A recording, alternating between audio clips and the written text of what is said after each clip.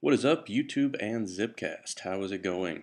Um, YouTube user Barking Madly asked a question about long-term lead-acid battery storage and was wondering about the purchase of a dry lead-acid battery, and then you would add the electrolyte later on. His question was, would the sulfuric acid be a controlled substance or whatever? Immediately, I thought of back in the day whenever you bought a battery for a motorcycle or some other smaller 6-volt type application or some small 12-volt applications, you would get the battery dry, and in the container of the battery would be that little bottle of acid, and then you would add it. Um, but in answer to your question, yes, there are batteries running around that are actually dry.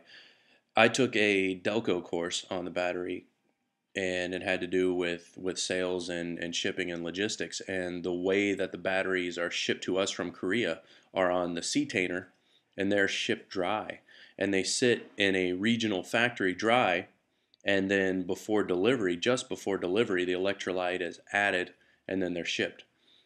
That's why there for a while in the 90s, whenever we went to a sealed design, when they changed the electrolyte formula and a battery was termed to be non-serviceable because they changed the fluid that was in them, you didn't have any way to service them. You couldn't pop the little caps off. Well, here lately, as you can see, if you look at a modern battery, there is means on some of them to pop those caps off and access that unit. Now, because those batteries are floating out there, it stands to reason that they could in fact be purchased. And so maybe that answers your question. Maybe it doesn't. Um, I don't think things like sulfuric acid or whatever type of electrolyte you would need would be a controlled substance and of any type of concern. There's scientific and chemical supply companies that I'm sure will be more than willing to deal with you. The key would be to get the right type of stuff. As I said, it's not just a straight up sulfuric acid. If what we're talking about is long term, though, by the time you go to all that trouble from a long term battery life and just an interior application, I really got to advise you find a way to run the yellow top Optima.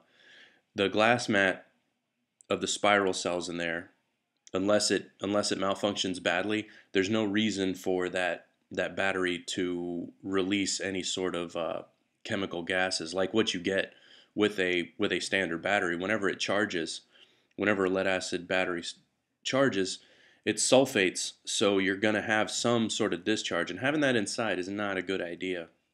I mean, even if you do have a battery room, the the emissions from those sulfating batteries could damage whatever equipment you have in the area, either your battery cables or whatever. So in the long term, I really got to advise some sort of a gel cell glass mat. It's worth the money in the long run, considering the damage to your gear. Uh, the other part of it is to have a very stable charging power supply. Make sure, what I mean by that is make sure that it doesn't overcharge, make sure it's charging at the correct rate, and to make sure that there's no alternating current voltage bleeding over to those cells. Just give yourself a mental image of the electrons having to stick to a wall. Well, the only way they're able to stick is by applying that voltage that extracts those electrons back to the plate or over to the medium. Well, a DC voltage current is going in one direction. Whenever you have AC, it's jittering a little. So an electron sticks to the plate and then immediately gets pulled back off. And whenever it gets pulled back off, it may take a little bit of that lead material with it as it rips off the paper. So that is key. And so there you go. There's my 2 cents in it, kind of an opening volley, but it's definitely one of those things that anybody running solar technology needs to keep in mind as far as their energy storage method. Uh, Hope that helps, and any questions are always welcome.